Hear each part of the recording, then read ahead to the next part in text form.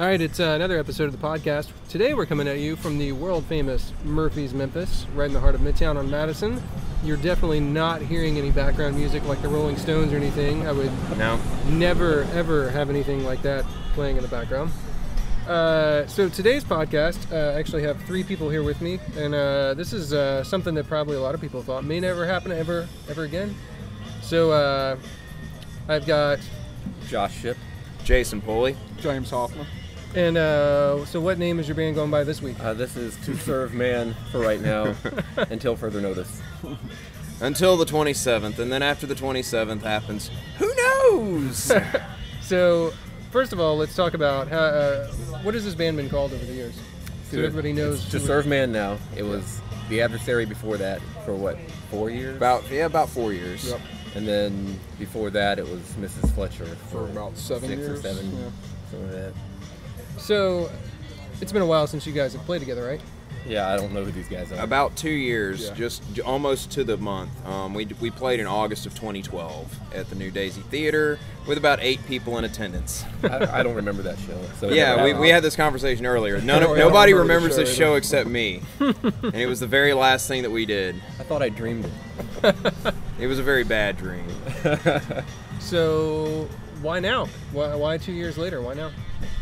No, I guess we should say you do have a show on the 27th. We do have a show on June the 27th. That's this month at Murphy's, which is where we're sitting right now. How we're here is I kicked everybody out of the practice space, I guess, if you want to be really honest about it. Like, it was eating a hole in my budget, and I said, hey, you know, we gotta get rid of this thing. And they're like, well, let's book a show. So I said, all right, I'll take the lead on it. So I went down to Murphy's, I booked a show, and it sort of snowballed. And honestly, the best scenario that could have possibly happened is going to happen with this show. I got the band that I wanted on the bill, which is Hombres, and the potential for at least a partial reunion of Mrs. Fletcher, which was the ultimate goal. So, who is in the band at this point? Well, it's the three of us, and then AJ Jones and Josh Sparks. yeah, All right. who are at school right now. They're at school, They're huh? getting their education on Yeah, man. while we are drinking. So when did you decide to have this show?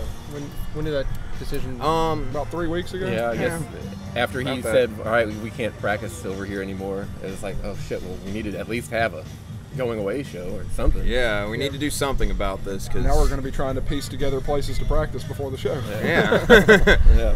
So how many practices have you had since the show got We've had booked? about 4, I think. I've been to 2. He's been to 2. I think we've had 4 total. We've had 1 Mrs. Fletcher practice, and then I think 3 To Serve Man practices. Yeah. Okay. So what's the difference between those two bands? Mainly just a different drummer. For the Yeah, most part, Different that's it. songs. Yeah. Yeah. So what do you guys, not to spoil your set list or anything, but which songs are you guys practicing now? Just, a few. Is it going to be some old surprise, some It new should- stuff, old stuff? It What? should be a mixture of everything in between. Yeah, There'll be it's- a few, not a whole lot, but a few. We can't play 3 hours, we would No. all die. But there'll be a few songs from each thing. Yeah, it'll cover Mrs. Fletcher, Adversary, and To Serve Man. So. Oh, wow. The show is essentially a retrospective of the band's career from the 3 different forms that the band was in. That's crazy. I can't believe I'm in a band that has a retrospective show. It's like, Mrs. Fletcher, a retrospective. Here are the 6 people that care. So Jason, tell me how Mrs. Fletcher formed and how you were involved. Well, Josh, tell me how. Yeah, I don't know any of that. Lots of Laser Quest. I think there was some weed smoking in there somewhere. And, No. I mean, Not Surely you not. guys. nah, that's bad stuff. It's primarily that. We just hung out. So who are the original members of the band? It'd be The Mrs. Fletcher. me and James, and then Juicy, Josh Gilchrist. Yep. Who And tragically AJ is moved currently to in Portland, the- Oregon Yeah. 9 years ago. And What is a dead to tragically- it- What an asshole! This And is first dead to us started all. actually as a show that was supposed to be for him to come back to town in a way. Yeah, Like, yeah. that's what we They had had been talked talk- about forever, but it didn't happen. So now we're just kind of playing anyway. So Yeah. maybe one day that could still happen. I've But been, then, it's good. yeah, I've been referring to myself as Robo Juice on this because I've been doing synthesized versions of his guitar parts. That's pretty cool. So Kinda. Really, it's more of kind me of. playing his guitar parts and you synthesizing my parts. So how did you guys get started then? You're playing laser tag, you're smoking weed, and the next thing you're on stage? for the most part. Kinda, yeah. See, James, Josh, or Juice, for the record. Me and Juice were in a from band now on, for like 10 years before Josh we knew how to play our will be Juice, instruments. just for, you know, Yeah, clarification. sure. And then AJ, we're in a band of some sort, or just Like kind I of said, we were in a playing band around. for 5 years to 10 years before we ever knew how to They play were learning our how to instruments. they were learning how to play their instruments, and me and my brother were playing laser tag and hanging out, and then just talking. My brother had just started learning how to play the drums, so they're like, "Hey, we need a drummer," and Joe said, "Oh, fine, fuck, I'll play." So I would go and hang out while they learned how to play their instrument. Or they had already learned. My brother was learning, and I was I wouldn't just say hanging out. already learned. Well, you were way further along than Joe was. But anyways, all the musicians were playing, and I was just sitting there. And I think they were like, "Oh, if only we had like a singer, we could like actually play shows." And Joe was like, "Well, Josh can sing," and I'm like, "No, I can't. What the fuck are you talking about?" And So we handed him a microphone. He yeah. went and stood in the corner I went- backwards or in yeah, the other yeah. room. I was too stage fright to even practice in front of my brother and 3 guys that I'd been hanging out with. I'd beaten the shit out of in Laser Quest 100 times. Yeah. So, but no, that was it. So where'd you play your first show at then? Our first show was at the New Daisy. Yeah. The first scheduled show was at the Inkwell. Yep. Oh, So, the old Inkwell. but yeah, the New Daisy was our very first show ever, and I pretty much did an Aaron Lewis from Stained and just clutched my stomach and screamed into the mic, pacing back and forth the whole time. So you guys played at that was kind of your home club for a long time, right? Yeah, we at that point it wasn't. It didn't really become our home club until I guess McLean was in the band. So how did first the Inkwell was because we The weren't good yeah. enough to play anywhere else. Yeah. how did McLean join the band? Our original drummer Mike Adversary, he ended up quitting because he had Family familial job stuff. you know stuff going on and job stuff going on, and we had actually on my wedding night we actually had played downstairs in the basement where we were rehearsing and stuff, and I think Mike had already had to leave and McLean was already there, so he's like, well, I can play. So it was pretty much from there on he was our new drummer. So what was the deal changing the name from Mrs. Fletcher to the Adversary? I think most of that was we had changed out so many members and gotten new people, and other people had left, and we were a different band. Technically, By that point, we were a completely different band anyway. not just in members, but also in just the songs, the music itself. If you listen to kinda that Adversary record, and this is coming from somebody that wasn't in the band when this was going on, but that Adversary record is completely different from Jesus is My Co-Pilot and from the Evil EP. It sounds like a different band. The songs are a lot more progressive. Everything's better produced. Like, everything just sounds better. Like, it's a lot stronger of a band, clearly. And then, of course, shortly after they recorded and released that record, that's when I came into the fold. So how did you guys decide to add the And when synthesizers? Josh moved to Portland. Oh yeah. Yeah, that too. Well, we had Tim Onder playing before Josh moved. Who produced and recorded the record. We The had him Adversary playing record. keyboards, yeah. So what was the decision to add keyboards? We had been talking about that since the inception. In fact, we originally started, had a keyboard guy player playing. when we first started practicing together. It just didn't work out. So we always had that talk of wanting a keyboard player. There was just never one there until AJ came home from work one day and said, "Hey, there's this keyboard player guy at work." And we're like, "Hey, give him a CD. Tell him to come to practice." Jason, how did you get involved then? That's exactly it. I mean, AJ and I worked together at FedEx, and I mentioned to him that I played piano and that I played keyboards and stuff, and he mentioned that he was in Mrs. Fletcher. I'd seen Mrs. Fletcher a couple of times, was really impressed with what I'd seen with them, and I was like, yeah, man. He's like, well, yeah, we're jamming with this keyboard player right now, and blah, blah, blah. And I was like, man, that's cool. I'd love to hear it. And in the back of my mind, I'm thinking, man, I'd really like to do that. Right. But, and then he comes to me at practice one day, or not at practice, but at work, and he's like, hey, man, our keyboard player's going to leave town to go to school. Are you interested? And at first I said, I was already in 2 bands at the time, and I was like, I don't know if I can take on another band. Yeah. And then as I'm driving home, I'm thinking to myself, what are you doing? No, of course, you want to join this, like, you like this band, you should be in this band. So the next day at work, I was like, AJ, that stuff I said about, like, I wasn't really interested. I am interested, man. Let's do this. And so, yeah, eventually the dates got lined up. I was able to come to practice and Been there ever listen since? to it, and I've been with the band ever since. That's cool. Now, sometimes I know, especially, I guess, well, not the past 2 years, obviously, but even before that, there was a few shows that I know, Josh, you had missed.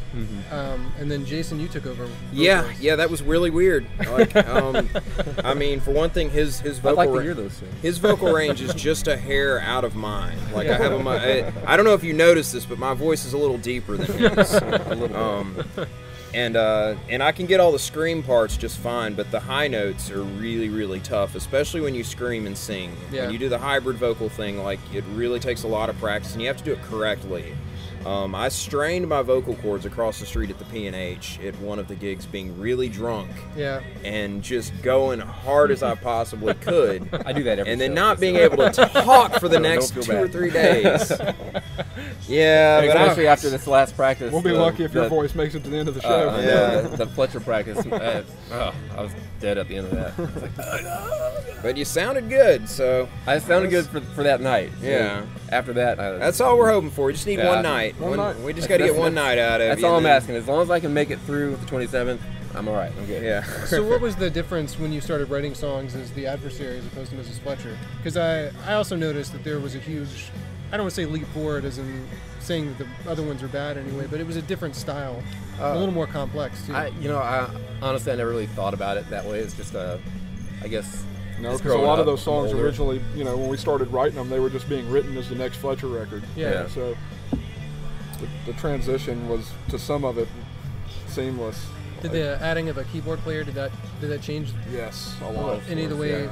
Yeah, I Change the way mean, you wrote it? I mean, obviously, everybody in the band contributes riffs and parts, and that's including our singer too. I mean, Yeah. everybody talks about how this stuff is constructed. And not to mention, a lot of it's just getting older too. I mean, starting out, because I had never written lyrics until I joined the band. Yeah. So like I had a little bit of practice writing poetry and stuff from school and whatnot. So I'm not the worst wordsmith, but I'm definitely not the best.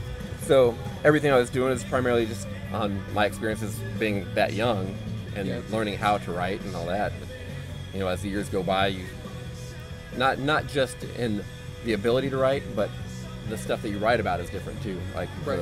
the shit that I would write about today is going to be light years different than what I wrote back then. Back then is about being bullied in high school or Right.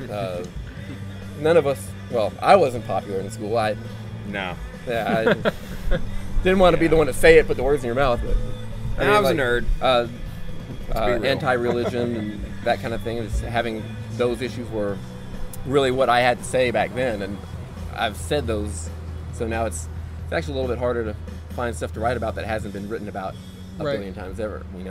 I don't want to do 8 million love songs and love ballads, and Right. because really, who needs one? You just got to filter them through your own prism of imagination, man. Yeah. Like, Like burning the barrel. Yeah. yeah. I mean, I like to find strange things to write about. Like Burning the Barrel is about Doug's recurring dream when he was a kid. it's a pretty amazing dream about Oh, how yeah. he.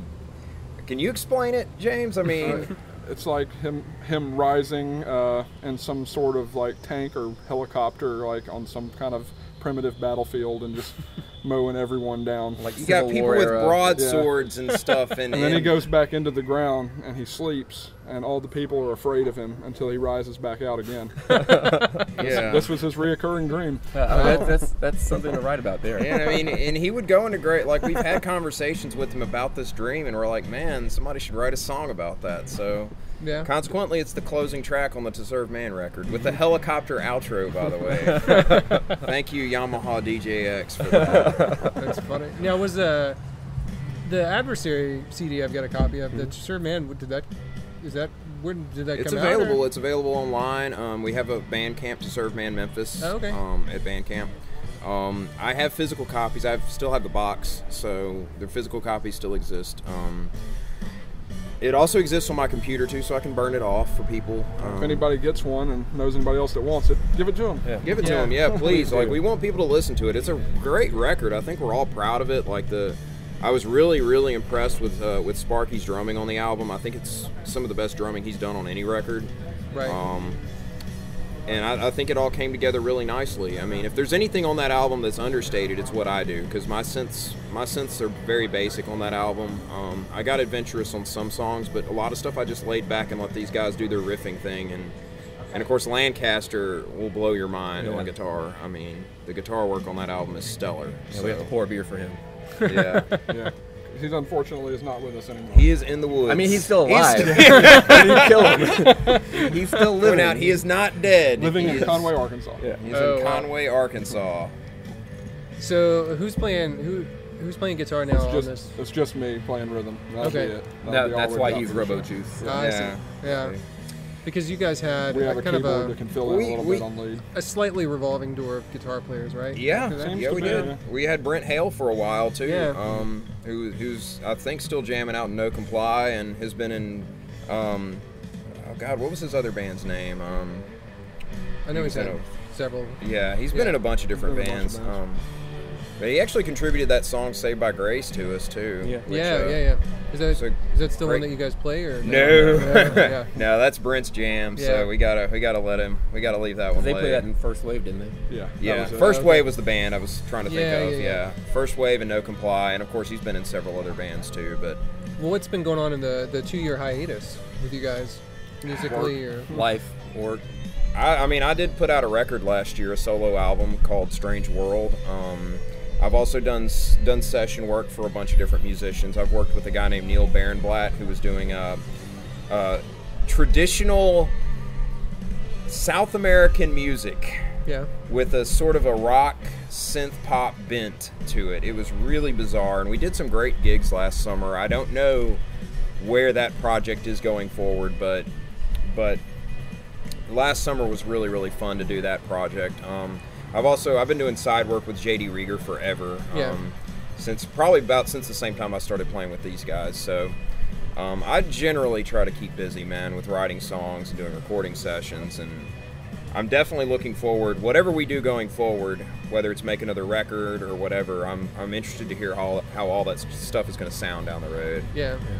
So what do you guys? Is this like the farewell thing, or do you think this reignites something, or? We don't know. We don't know. where it goes from here. Most of my hiatus has just been because of work and being in a relationship and all that stuff, and trying to find time for doing this has been next to impossible. But a lot of things have changed, so I'm starting to put music back in the forefront.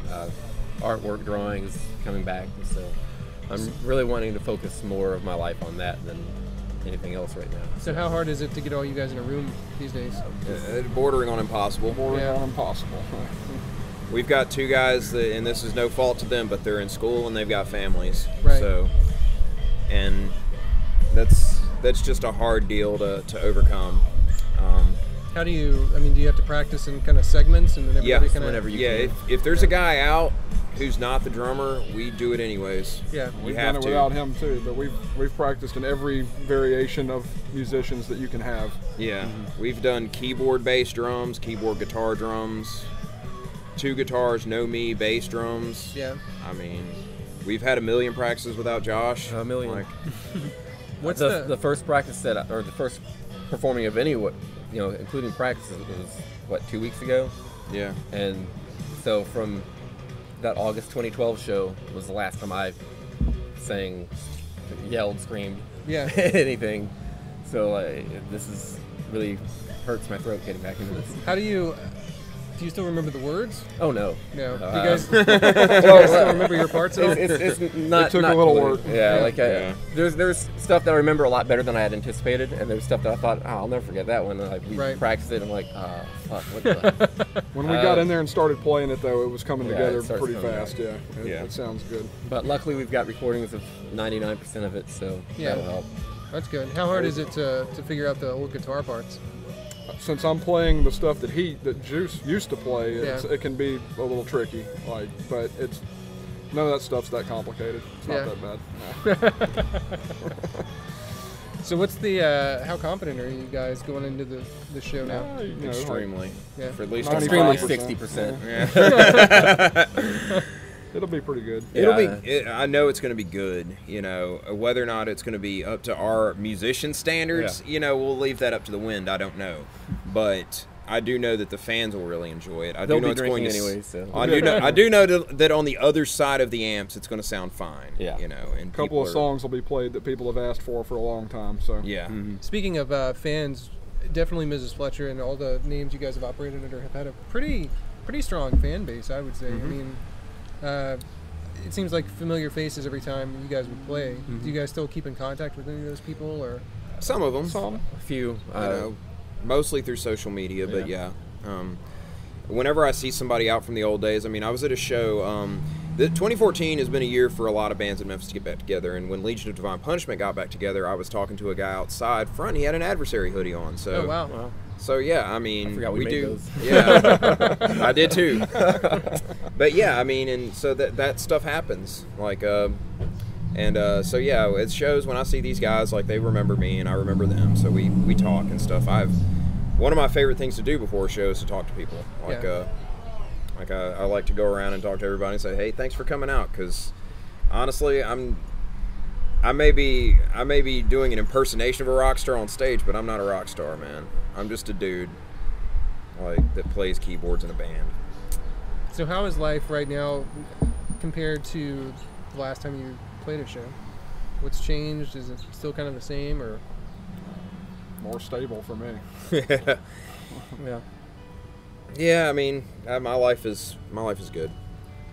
What's it like being in a especially a metal band, punk metal, whatever you got? I guess number one, how would you classify yourself? We really don't. That's always been the hardest question to answer. Metal/punk/rock. Yeah. What's the difference between doing that now when everybody's in their mid to late 30s as opposed to, 10 years ago? My neck hurts more. My back hurts a little more from standing there holding that guitar, but yeah, it's not too bad. And we all stay, pretty active too. Like Jason's in multiple bands. I'm starting playing with another band. Sparks is in a couple more bands. So we, we're all pretty active. So it's not too bad. Well, not all. But Well, most. I'm the slack ass. Was everybody receptive to doing this show, or was there any? Oh yeah. Yeah. Oh yeah, absolutely, man. Even the guys that had commitments, outside of this wanted to do it, and I want to do it. Yeah. If there was any way Josh could be here, he'd be here too. Yeah, absolutely. Motherfucker. So how did you come up with each of the different names that you have been known as? Mrs. Fletcher came from the Life Alert commercial back in the 80s. I remember we were all trying so hard to figure out a name for the band because we had no clue. And, it's always, we'll let the music, speak for itself, and we'll find something later on.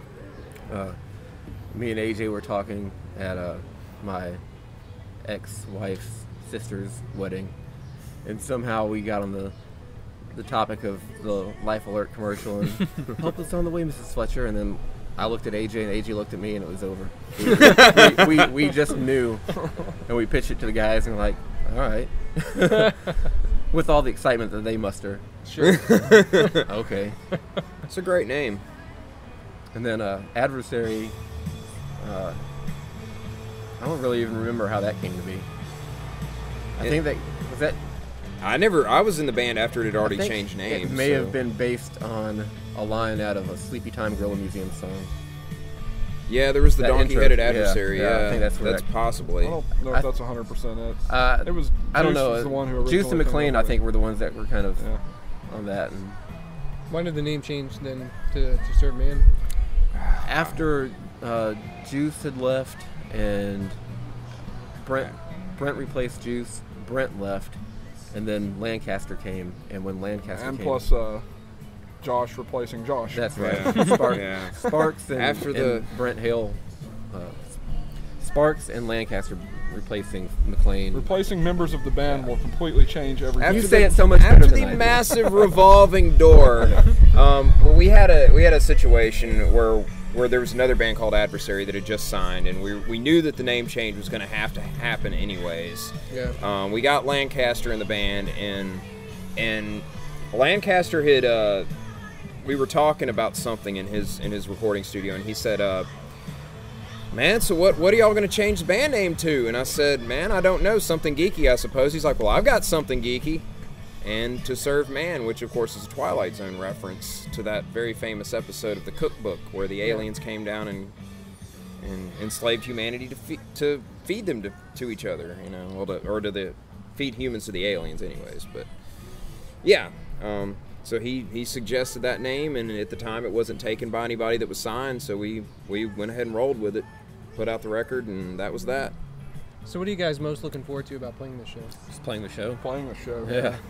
Yeah, playing the show, being in front of I people. mean, it's been 2 years for All of us. all of us. Yeah. Well, no, not for Jason. 2 years for Yeah. me. Not for Sparks. Not yeah. for Sparks, yeah, but 2 years for three of the 5. So Yeah. So if let's say this does turn out to be the last show, then what would be the message that you would want everybody to take with them? Be excellent to each other. Something comes next, be it another To Serve Man record or be it something else. Yeah. Something will come. yeah, back. something will come back. I mean, we all like each other, and there's no way to tell you specifically this is going to be the last show ever. You know, I don't want to lay that That's out why, like yeah, that. we haven't. None of us have said it's going to be the last one. No. Yeah, We yeah. can't commit to that. But Yeah. Now, if it helps with marketing, sure. Right. I mean, yeah, this is the last one, guys. This is the so if last you really one, wanna see guys. us, Yeah, should you do that. you'll never see us again. But We'll have To Serve Man CDs for sale. We'll have Evil EPs for sale. We may have some Co-Pilot CDs for Maybe. sale. Yeah. We'll have We'll- several things. Maybe We've got maybe, Adversary shirts. We've got some. CDs for sale. maybe that guy Yeah, with the man, adversary $5, hoodie man. will sell you his adversary hoodie. We're not really sure, but That's yeah. funny. I mean, I want. I've got a T-shirt with holes in it. That's all I have. So these days, is playing music, I mean, I guess back in the day, everybody wants to get signed and Yeah. famous, and that's the American dream, is being in a rock and roll band. Is that still in people's minds, or is it? I won't say no if it comes up, but you know, But I that's- doubt that it will, and I'd Yeah, we're not- be more than happy to play shows. Yeah, Just man. playing- Just want just to play music. Yeah. Yeah. Yeah, I just like doing this. I like entertaining people, and I like creating things, and that's what I'm good at creating. So, yeah. Yeah, whether we ever Not many get paid paychecks for coming doing with this. being in a band. It's mostly bills. Yeah. Yeah, that's what I interviewed Jack Alverson earlier for the last episode of the podcast, and that's pretty much his idea too. Costs more to be in a band than you'll ever make. Exactly. Yeah. Yes, it does. Yeah. I mean, every once in a while. Last year, I made a lot of money from private gigs and some other things, but it wasn't near enough to offset the costs of the 8 years of Right. incurred costs. Like, you're not really gonna. There's no economic sensibility to being in a band, man. You got to do it because you love it and you want to entertain people. And if the riches come down the road, then the riches come down the road. But Yeah. just work on your act, work on it as much as you can. Be very, very good, and don't be a dickhead to anybody if you can. Yeah, Hire people to be a dickhead for you if you must. Yeah, I mean, every band has to have the one dickhead just so that you guys, don't get totally walked over. Right. Yeah. That may be our problem. We don't have a dickhead in the band. Yeah, we right don't now, have a so- current dickhead. Like, Hey, AJ, he's a dickhead, but he he's likes not the right- dicks. I mean, he's not the right type not of- gay, not in a gay way. He just he likes to draw penises. That's kind of a hobby of his. So he's still the same guy that he was all those years Oh, ago, yeah. Mrs. Fletcher. Yeah, I mean, his dick art has gotten more mature. It's gotten more elaborate. Franken penises. Yeah, he did a Dickzilla one time. I mean, Actually, underneath the air conditioning unit, I think. yeah. There may still be a dick around here Yeah, somewhere. it probably still is. No, on the guitars over there for the. There are, if you see a dick on something in Midtown, and I'm not incriminating myself in any way, but if there is a dick magnet on something, we probably did it. Just saying. So if people want to go, where can they go on the interwebs to find out more about your stuff? Bandcamp. Our Bandcamp has the MP3s. We have Facebook pages for both the Adversary and To Serve Man are both on Facebook. To Serve Man is To Serve Man Memphis. The Adversary, I think, may just be The Adversary. I'm not Or sure. maybe the Adversary band. I Yeah. haven't looked at that one in a long time. Yeah. And you can buy Mrs. Fletcher MP3s on cdbaby.com. Wow. some of the guys that worked actually bought Mrs. it. Fletcher might still have an active MySpace. I don't know. Maybe if that's. I don't still know a if thing. MySpace has an active MySpace. All right, well, we are wrapping it up here at the Murphy's Memphis. June 27th June 27th. is the date. Come see the To Serve Man's show. First show in 2 years, or final show, or the next in a long line of shows, or whatever. We don't The know. show, just be there. Hey, the more people show up, the more the possibilities that will actually continue.